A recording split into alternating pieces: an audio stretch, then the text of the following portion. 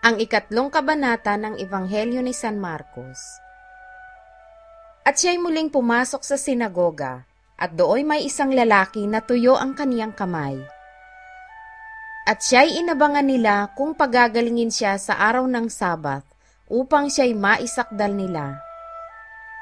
At sinabi sa lalaking tuyo ang kamay, "Magtindig ka."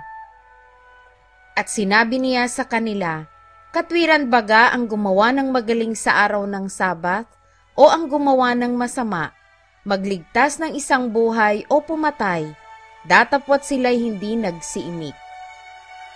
At nang siya'y lumingap sa kanila sa palibot-libot na may galit, sapagkat ikinalungkot niya ang katigasan ng kanilang puso, ay sinabi niya sa lalaki, "Iunat mo ang iyong kamay," at iniunat niya, at gumaling ang kanyang kamay.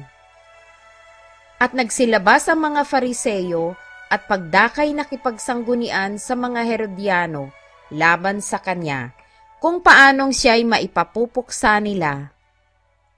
At si Jesus na kasama ng kanyang mga alagad ay lumigpit sa dagat, at nagsisunod sa kanya ang lubhang karamihang taong mula sa Galilea at mula sa Judea, at mula sa Jerusalem at mula sa Idumea, at mula sa dakong ibayon ng Jordan, at sa palibot-libot ng Tiro at Sidon, na lubhang maraming tao, nang mabalitaan ang lubhang mga dakilang bagay na kanyang ginagawa, ay nagsiparoon sa kanya.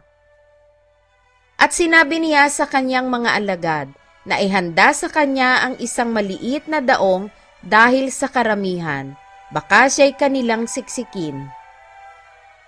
Sapagkat siya'y nakapagpagaling sa marami, anopat sinisiksik siya ng lahat ng mga nasasalot, upang siya'y mahipo nila.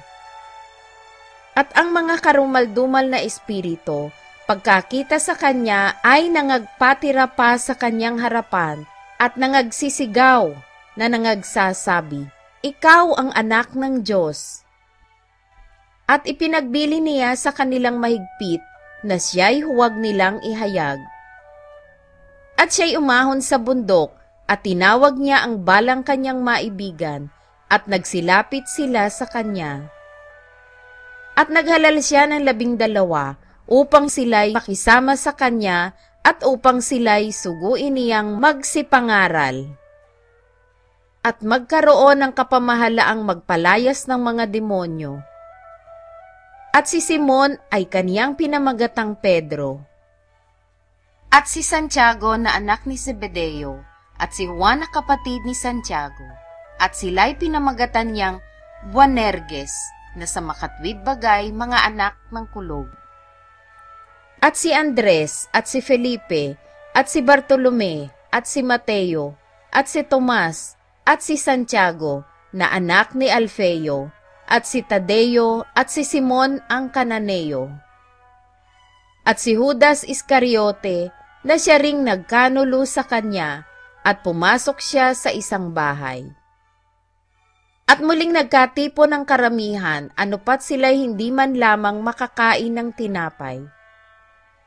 At nang mabalitaan niyaon ng kanyang mga kaibigan, ay nagsilabas sila upang siya'y hulihin, sapagkat kanilang sinabi, "Sira ang kanyang bait." At sinabi ng mga eskriba na nagsibaba mula sa Jerusalem, "Nasa kanya si Beelzebub, at sa pamamagitan ng prinsipe ng mga demonyo ay nagpapalabas siya ng mga demonyo." At sila'y kanyang pinalapit sa kanya at sinabi sa kanila sa mga talinhaga, "Paanong mapalalabas ni Satanas si Satanas? At kung ang isang kaharian ay magkabahabahagi laban sa kanyang sarili, hindi mangyayaring makapanatili ang kahariang yaon. At kung ang isang bahay ay magkabahabahagi laban sa kanyang sarili, ay hindi mangyayaring makapanatili ang bahay na yaon. At kung manghihimagsik si Satanas laban sa kanyang sarili at magkabahabahagi, hindi siya makapananatili, kundi magkakaroon ng isang wakas. Datapwat walang makapasok sa bahay ng malakas na tao at samsamin ang kanyang mga pag-aari, malibang gapusin muna niyan ang malakas na tao, at kung magkagayoy masasamsam ang kanyang bahay. Katotohanang sinasabi ko sa inyo, ipatatawad ang lahat ng kanilang mga kasalanan sa mga anak ng mga tao, at ang mga kapusungan nila, kailanmat sila'y mangagsasalita ng kapusungan. Datapwat sino mang magsalita ng kapusungan laban sa Espiritu Santo, ay walang kapatawaran magpakailanman, kundi may kasalanan ng isang kasalanang walang hanggan. Sapagkat sinabi nila, siya'y may isang karumal-dumal na espiritu. At dumating nga ang kanyang ina at ang kanyang mga kapatid, at palibhasay nangakatayo sila sa labas, ay nangagpasugo sila sa kanya na siya'y tinatawag. At nangakaupo ang isang karamihan sa palibot niya, at sinabi nila sa kanya, narito, na nga sa labas ang iyong ina at ang iyong mga kapatid na hinahanap ka. At sinagot niya sila at sinabi, sino ang aking ina at ang aking mga kapatid?